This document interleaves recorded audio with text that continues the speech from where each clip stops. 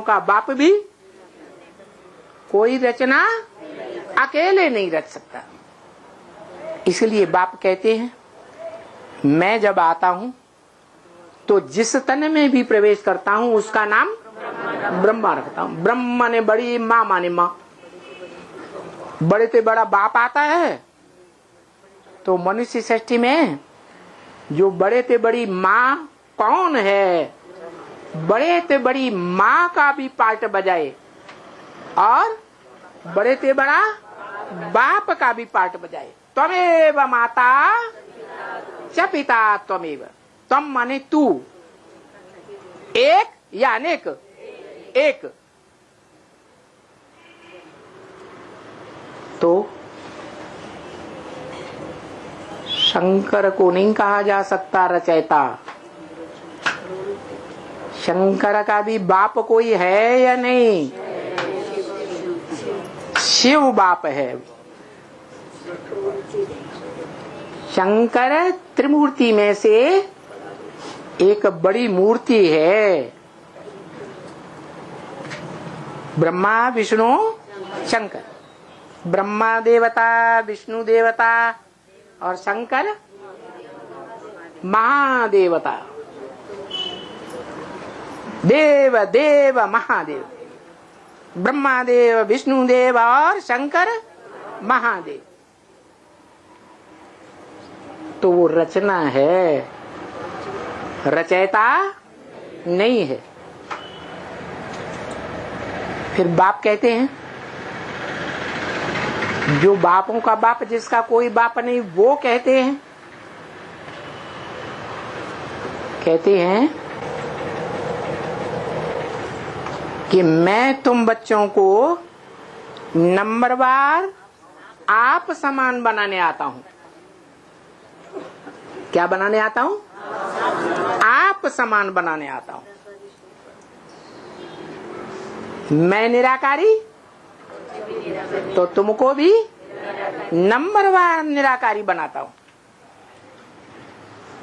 निराकारी तो निर्विकारी और निरहंकारी। लेकिन अंतर क्या है? अंतर ये है कि मैं निराकारी बाप त्रिकालदर्शी तो हूं, लेकिन मास्टर त्रिकालदर्शी नहीं।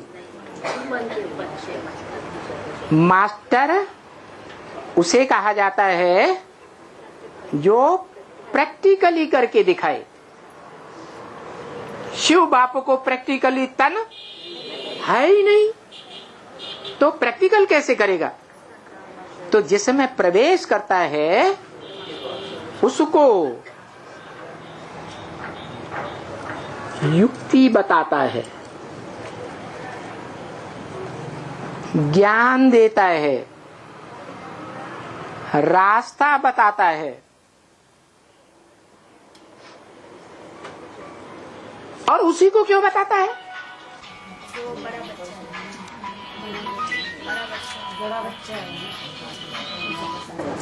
उसी को क्यों बताता है? क्या खासियत? पक्षपात करता है? क्या? वो हमेशा साथ निभाने वाला है। अच्छा, तो परम धाम में रहता 5000 साल है? सत्य के ऊपर चलने वाला, सत्य को पहचानने वाला है, चलने वाला। सत्य को प्रैक्टिकल जीवन में धारण करने वाला है। अभी तो बताया, सत्य जिसे सार कहा जाता है, प्योरिटी है, पवित्रता है।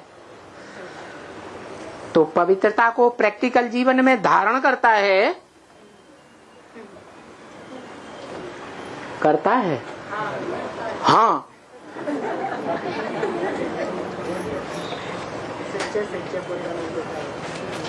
सत्य को प्रैक्टिकल जीवन में धारण करता है, या उसका जो सबसे बड़ा साथी है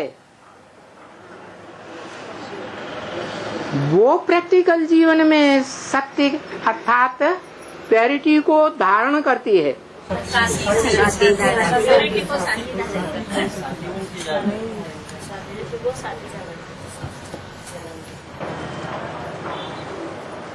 जिसको भक्ति मार्ग में नाम दिया राधा। रा माने राम भगवान, धा माने धारण करने वाली। क्या दुनिया में इतनी बड़ी शक्ति जो कोई भी नहीं धारण कर सकता, वो एक ही है, राधा महारानी कही जाती है।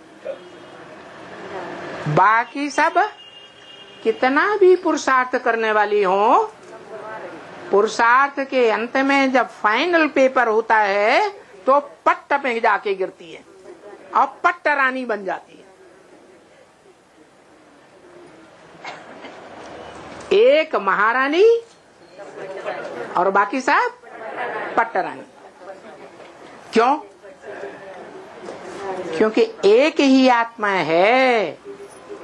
इस सृष्टि रूपी रंगमंच पर जो जन्म जन्मांतर ये विरुद्ध धारण करती है, वरऊ शंभु न तु रहूं कुंवारी। वर्ण करूंगी कोई भी जीवन में तो एक को वर्ण करूंगी, एक आत्मा को, कोई दूसरी आत्मा को वर्ण नहीं करूंगी। कुंवारा रहूंगी, जीवन में कुंवारी रहूंगी, सन्यासी बनकर रहूंगी, लेकिन किसी दूसरे को वरूंगी नहीं। इतनी 500-700 करोड़ की दुनिया में कोई एक तो आत्मा जरूर होगी ना जो ऐसा विरुद्ध धारण कर सके। नहीं होनी चाहिए? होनी चाहिए। तो उसका नाम पड़ता है पार्वती। पार लगाने वाली। धनवती माना धन वाली,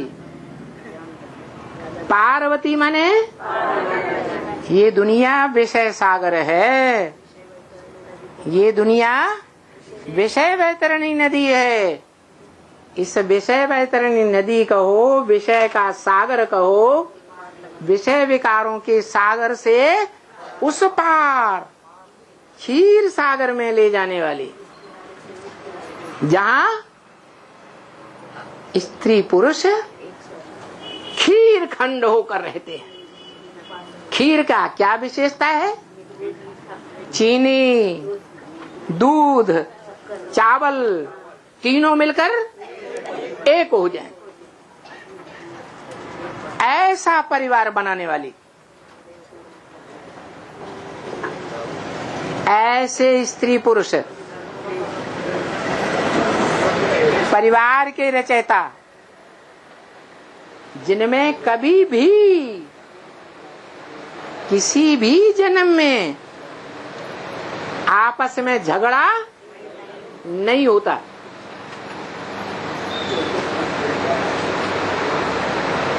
जैसे सतयुग के आदि में लक्ष्मी नारायण कोई झगड़ा आपस में नहीं करते, ऐसे ही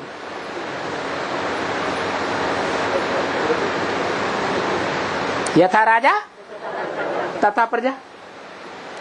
प्रा माने प्रकष्ट, जा माने जन्म लेने वाली। जो सतयुग में प्रजा बनते हैं, उन प्रजा बनने वाली आत्माओं ने प्रजा बनने की शूटिंग कब की? संगम में। वो प्रकष्ट जन्म हुआ। क्या? सामान्य शरीर का जन्म नहीं है, मानसी सृष्टि है। अभी रिहर्सल हो रही है। हम जैसे जैसे संकल्प करते हैं हमारे संकल्पों का बीज बोया जा रहा है। श्रीमत के अनुकूल संकल्प करते हैं तो हमारी स्वर्ग की सृष्टि बनती है, और श्रीमत के प्रतिकूल संकल्प करते हैं विपरीत तो नरक की सृष्टि बनती है। अभी हमारी मुट्ठी में है, जन्म जन्मांतर की तकदीर हमारी मुट्ठी में है। चाहे तो सुख की देवताई सृष्टि बनाए और चाहे दुख की राक्षसी सृष्टि बनाए। इसलिए एक मुरली में कहा, उस मुरली का हिंदी अनुवाद अभी तक नहीं मिला है, माउंट आबू का छपा हुआ, लेकिन कन्नड़ मुरली में बताया गया कि कोई कोई, ज्यादा नहीं, कोई कोई ऐसे बच्चे भी हैं जो 82-83 जन्म तक भी सुख में रहते हैं। क्या? कितने जन्म? 82-83 जन्म तक भी सुख में रहते हैं। सिर्फ अंतिम जन्म में जाकर के दुखी होते हैं ना। वो सामान्य पुरुषार्थियों के लिए, प्रजावर्ग की आत्माओं के लिए क्या वो बात कि तुम जो देवी देवता सनातन धर्म के फॉलोअर बच्चे हो, उनको दुनिया में 3 हिस्सा सुख और 1 हिस्सा दुख मिलता है। बाकी दूसरे धर्म के जो फॉलोअर्स हैं उनको आधा सुख और आधा दुख मिलता है।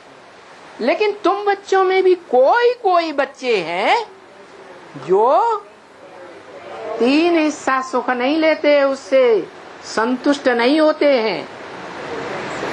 कितना सुख लेते हैं? 82-83 जन्म तक भी सुख में रहते हैं, दुखी नहीं होते। ऐसी सुखी सृष्टि में रहने वाली आत्माएं, उनका जो मुखिया होगा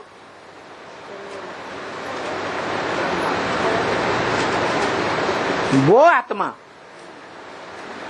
सबसे जास्ती श्रीमत को जानने वाली, मानने वाली और श्रीमत पर चलने वाली होगी या नहीं होगी?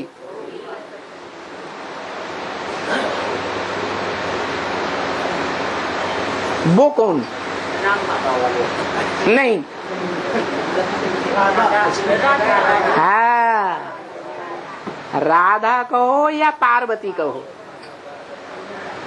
क्योंकि